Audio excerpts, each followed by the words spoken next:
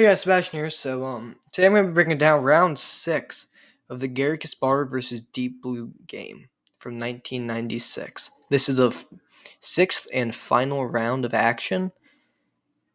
Garry Kasparov has the white pieces and Deep Blue has the black.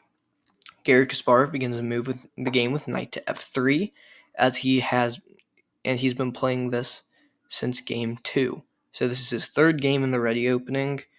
If you've not watched those videos, I have a playlist now of all of them, and this one's being added.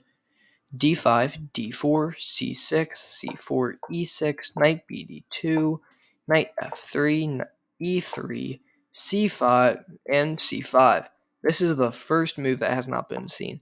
B3, knight C6, bishop to B2, D takes C takes D4, E takes D4, bishop to E7, rook to C1, short castles, bishop to D3, bishop to D7, short castles by white, knight to H5. This is an inaccuracy, rook to E1, knight to F4, bishop to B1, rook to bishop to D6, G3, knight to G6, knight to E5, rook to C8, knight takes D7, queen takes D7, knight to F3, bishop to B4, attacking the rook, rook to E3, rook FD8, H4, knight to G7, and A3. This is attacking the bishop. This is an amazing move. Another great move would have been bishop takes H7. This is a beautiful idea because after king takes H7, knight G5 check, king to G8, queen to H5, rook to E, queen E8, queen to H7 check, king F8, queen H8 check, king knight to G8, rook to C2. But still A3, this is a great move. Bishop A5, B4, taking some space on the queen's side. Bishop takes H7 also still would have been a good move with the same idea as last time.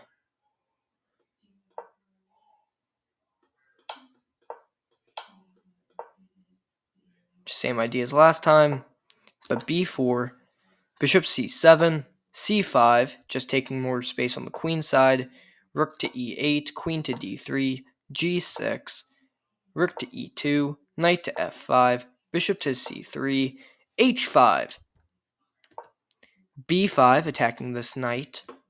Now it only has a handful of squares it can go to.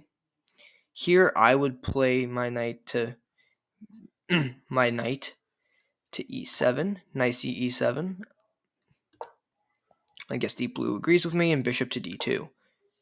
King to G7, A4, just once again taking more space on the queen side. It has a backwards bathtub of pawns, and you're just probably going to start pushing your pawns. I can't draw that arrow. Okay, so I can't draw arrows to the 6th rank. Rook A8, A5, A6, B6, bishop to D8, and look at this. Garry Kasparov is playing anti-computer chess at its finest. Look at that, just taking so much space on this side of the board. You can't move. Deep Blue, it's so hard for it to move. This is what is called anti-computer chess. Super close positions, making it very hard for the computer to maneuver, and that's why the ready's so deadly. Bishop C2, knight to C6, bishop to A4, rook E7, bishop to C3, knight to E5, D takes E5, queen takes A4, knight to D4, knight takes D4, queen takes D4, queen to D7, do not trade queens, bishop to D2, rook to E8, queen to G5, bishop to G5, rook to C8, Bishop f6, check. King to h7, c6. Brilliant move. B takes c6, queen to c5, getting his queen into the position. King h6, rook to b2, queen to b7, and just the quiet move rook b4. And the deep blue team resigns.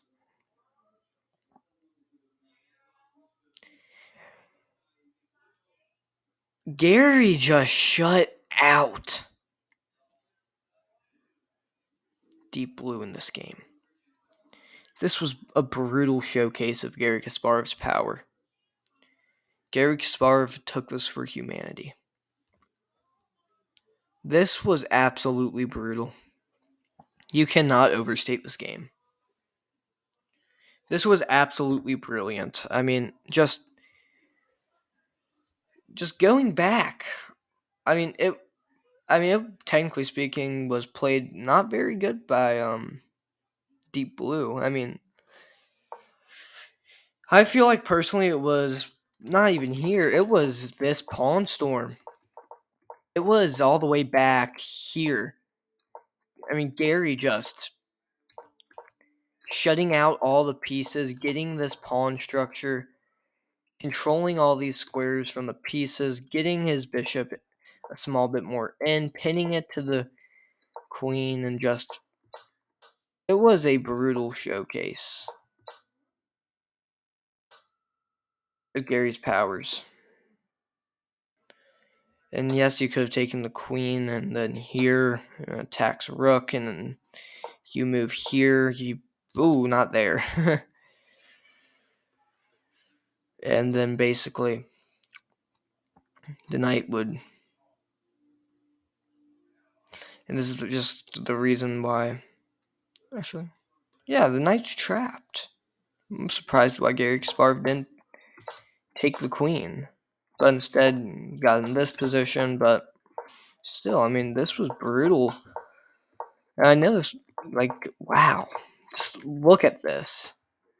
There's no movement for this bishop. This bishop cannot move. Look at the squares it can move to, okay? It can move here, it can move here, it can move here, and it can move here. Look at this, though. If we go here, this defends this controls this controls these two squares. It's absolutely brutal. That bishop got shut out so easily. This rook doesn't have many good squares it can go to.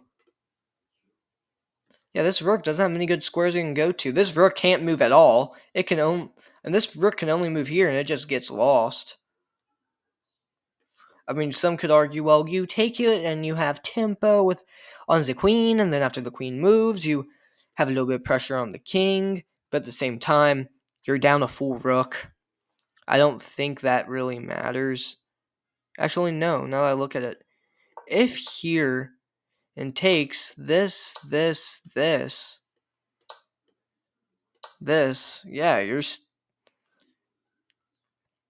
God, that's still painful. I mean, you could argue, well, you have this attacking the rook, but then there's just check here.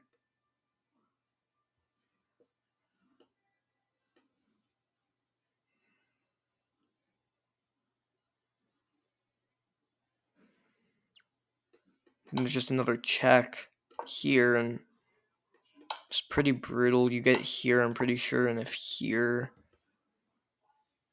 Oh, wait. I don't know. Maybe you just sack the bishop, and you get this pawn? No, because then this would just take. Never mind. Yeah, whatever. I'm overanalyzing this. I was just setting an example, but yeah, they're ready. It's an amazing opening. I'm just panning right now for time. I don't want a very short video. So yeah, thank you for watching this video. Press on one of the videos that are popping up. Press on the playlist. Watch all these videos in a row. They're amazing videos. This is probably my first series. Well, technically all the broken down by intermediate videos could be considered a series, but this is the first series. I'm sorry about the boards changing up. This is probably going to be my final board change because I really do like this board. And yeah, if you guys like this video, like, subscribe to the channel. I'd really appreciate it. I love this. This is an amazing opportunity, and I just love YouTube. So yeah, yeah. Bye everyone. Have a good day.